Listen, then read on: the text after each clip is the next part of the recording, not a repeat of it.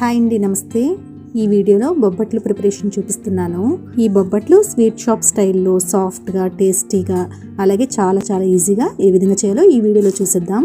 యూజువల్గా మనం బొబ్బట్లు చేసినప్పుడు అవి చల్లారిన తర్వాత సాగుతూ అవుతుంటాయి కదా, బట్ చిన్న చిన్న టిప్స్ ఫాలో అవుతూ చేస్తే చల్లారిన తర్వాత కూడా అదే సాఫ్ట్గా, టేస్టీగా ఉంటాయి. ఇప్పుడు ఈ soft and tasty sweet shop style Bobbatla preparation ఎలాగో చూసేద్దాం. బొబ్బట్ల కోసం ముందుగా శనగపప్పును నానబెట్టుకోవాలి. నేను ఇక్కడ 1.5 కప్స్ వరకు శనగపప్పును తీసుకుని నానబెట్టుకున్నాను 1 అవర్ ముందే. శనగపప్పు అయితే మంచిగా నానింది, గోరుతో కట్ చేస్తుంటే విరిగిపోతుంది కదా. ఇప్పుడు ఇందులోని వాటర్ని డ్రైన్ చేసేసుకుని ఈ పప్పుని కుక్కర్ గిన్నెలోకి ట్రాన్స్ఫర్ చేసుకోవాలి. ఈ పప్పుకు 2 కప్పుల వాటర్ని యాడ్ చేసుకుని, అలాగే 1/2 టీ స్పూన్ పసుపు, 1 టీ స్పూన్ ఆయిల్ని యాడ్ చేసుకుని మూత పెట్టుకుని 2 విజిల్స్ వచ్చేంత వరకు ఉడికించుకోవాలి. మీడియం ఫ్లేమ్లో ఉడికించుకుంటే పప్పు మెత్తగా ఉడికిపోతుంది 2 విజిల్స్కే. పప్పు ఉడికేలోపు ఒక మిక్సింగ్ బౌల్లోకి 1.5 కప్పు వరకు మైదాని తీసుకోవాలి. అలాగే 2 టేబుల్ స్పూన్స్ కరాచీ రవ్వని యాడ్ చేసుకోవాలి. ఇలా కరాచీ రవ్వని యాడ్ చేయడం వల్ల బొబ్బట్లు చల్లారిన తర్వాత కూడా సాగకుండా సాఫ్ట్గా ఉంటాయి. టేస్ట్కి సరిపడిన సాల్ట్ని కూడా యాడ్ చేసుకుని ఒకసారి అంతా మంచిగా మిక్స్ చేసేసుకుని కొద్దిగా వాటర్ని యాడ్ చేసుకుంటూ పిండిని మిక్స్ చేసుకోవాలి. ఈ పిండిని చపాతీ పిండి కంటే కూడా కొద్దిగా లూజ్గానే కలుపుకోవాలి. అప్పుడే బొబ్బట్లను పల్చగా స్ప్రెడ్ చేసుకోవడానికి బాగుంటుంది. కొద్దిగా వాటర్ని యాడ్ చేసుకుంటూ మంచిగా మిక్స్ చేసుకున్న తర్వాత కూడా ఈ పిండిని ఒక 5-6 నిమిషాలు బాగా మిక్స్ చేసుకోవాలి. అలాగే 2 టేబుల్ స్పూన్స్ వరకు ఆయిల్ని కూడా యాడ్ చేసుకుని పిండి అంతటిని బాగా కలుపుకోవాలి. ఆయిల్ యాడ్ చేసుకున్న తర్వాత కూడా పిండిని బాగా మిక్స్ చేసుకున్న తర్వాత పైనుండి కొద్దిగా 2-3 టేబుల్ స్పూన్స్ వరకు ఆయిల్ని కానీ నెయ్యిని కానీ యాడ్ చేసుకుని మూత పెట్టుకుని ఈ పిండిని 1 అవర్ లేదా అంతకంటే ఎక్కువ అయినా నానబెట్టుకోవాలి. వీడియోలో చూపిస్తున్న విధంగా పిండి అంతా ఆయిల్లో మునిగినట్టుగా ఉండాలి. ఈ పిండిని ఎంత ఎక్కువసేపు నానబెట్టుకుంటే అంత సాఫ్ట్గా వస్తాయి బొబ్బట్లు. సో 1 గంట అయినా ఈ పిండిని నానబెట్టుకోవాలి. కుక్కర్ 2 విజిల్స్ వచ్చిన తర్వాత స్టవ్ ఆఫ్ చేసుకుని ప్రెషర్ పూర్తిగా పోయిన తర్వాత మూత తీసి చూస్తున్నాను.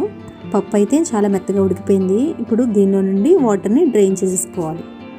శనగపప్పు నుండి వచ్చిన ఈ వాటర్ని వేస్ట్గా పడేయకుండా మనం రసంలో కానీ సాంబార్లో కానీ వాడుకోవచ్చు.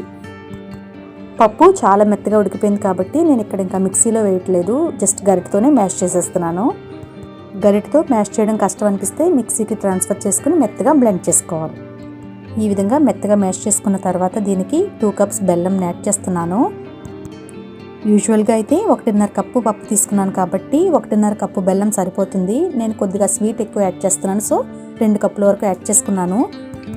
స్వీట్ తక్కువగా నార్మల్గా తినేవాళ్ళు మాత్రం 1.5 కప్ మాత్రమే యాడ్ చేసుకోవాలి, 1:1 రేషియోలో. ఇప్పుడు ఈ పూర్ణాన్ని స్టవ్ పైన పెట్టుకుని ఉడికించుకోవాలి.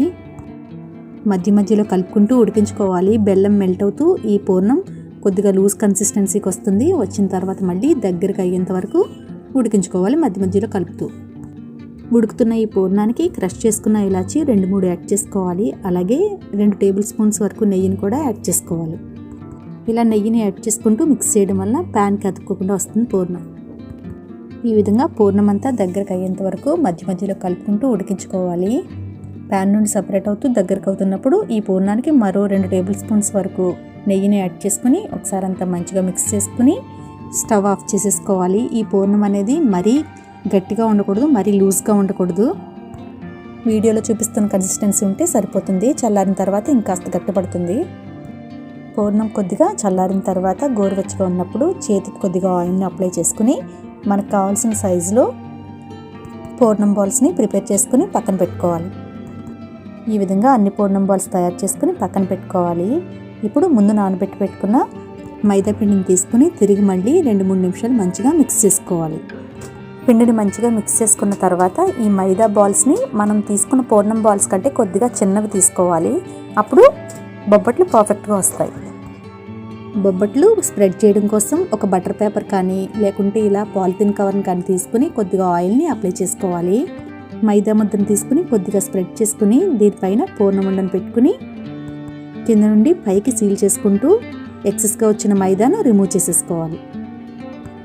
మన చేతికి కూడా ఆయిల్ని అప్లై చేసుకుని ఈ బొబ్బట్ని వీలైనంత పలుచగా స్ప్రెడ్ చేసుకోవాలి చేత్తో. ఇలా చేత్తో కాకుండా చపాతీ కర్రతో కూడా రోల్ చేసుకోవచ్చు. ఆ మెథడ్ నేను నెక్స్ట్ వీడియోలో చేస్తాను. ఈ విధంగా పలుచగా మంచిగా స్ప్రెడ్ చేసుకున్న తర్వాత దీన్ని హీట్ అవుతున్న దోస తవ పైన వేసుకోవాలి. ఫ్లేమ్ని మీడియం ఫ్లేమ్కి అడ్జస్ట్ చేసుకుని ఒకవైపు మంచిగా కాలనివ్వాలి. రెండో వైపుకి టర్న్ చేసుకుని పైనుండి కొద్దిగా నెయ్యిని యాడ్ చేసుకుంటూ రెండు వైపులా మంచి కలర్ వచ్చేంత వరకు కాల్చుకోవాలి.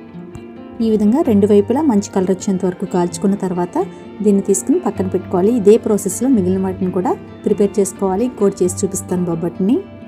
పూర్ణం పాలు కంటే కొద్దిగా మైదాని తక్కువ తీసుకుంటే మనం పైనుండి కూడా ఎక్సెస్ పిండిని తీయక్కర్లేదు. జస్ట్ వీడియోలో చూపిస్తున్న విధంగా స్టఫ్ని పిండితో కవర్ చేసుకుని స్ప్రెడ్ చేసుకుంటే సరిపోతుంది. చాలా పలుచగా కూడా స్ప్రెడ్ చేసుకోవచ్చు బొబ్బట్లని. కవరు చేతులు ఆయిల్తో ఉండడం వల్ల మనకి కవర్ నుండి కూడా ఈజీగానే వచ్చేస్తుంది. ఈ విధంగా మొత్తం అన్ని బొబ్బట్లని మంచిగా స్ప్రెడ్ చేసుకుని కొద్దిగా నెయ్యిని యాడ్ చేసుకుంటూ మీడియం ఫ్లేమ్లో మంచిగా కాల్చుకోవాలి. ఒకవేళ పూర్ణం కానీ పిండి కానీ మిగిలితే మనం ఫ్రిడ్జ్లో పెట్టుకుని తర్వాత కూడా బొబ్బట్లని చేసుకోవచ్చు. అంతే అండి, ఇలా చాలా ఈజీగా ఎవరైనా సరే బొబ్బట్లను సాఫ్ట్గా టేస్టీగా చేసేయచ్చు. బొబ్బట్లు ఈ ప్రాసెస్లో చేస్తే చల్లారిన తర్వాత కూడా సాఫ్ట్గానే ఉంటాయి. ఒకవేళ బొబ్బట్లు కానీ చల్లారిన తర్వాత సాగుతున్నట్లుంటే కొద్దిగా హీట్ చేసుకుని తింటే మళ్ళీ సాఫ్ట్గా అయిపోతాయి. ఈ ప్రాసెస్లో చేస్తే మాత్రం అస్సలు సాగు, ఎంతసేపు అయినా సరే సాఫ్ట్గానే ఉంటాయి. టేస్ట్ కూడా చాలా బాగుంటుంది. ఎస్టీస్ మనం స్వీట్ షాప్లో కొనుక్కుని తెచ్చుకునే బొబ్బట్లాగానే ఉంటాయి. చాలా సాఫ్ట్గా ఉండే ఈ బొబ్బట్లు ప్రిపరేషన్ కనుక మీకు నచ్చినట్లయితే లైక్ చేసి ఫ్రెండ్స్ అండ్ రిలేటివ్స్తో షేర్ చేయండి. అలాగే ఛానల్ని సబ్స్క్రైబ్ చేసి సపోర్ట్ చేయండి. Thank you for watching.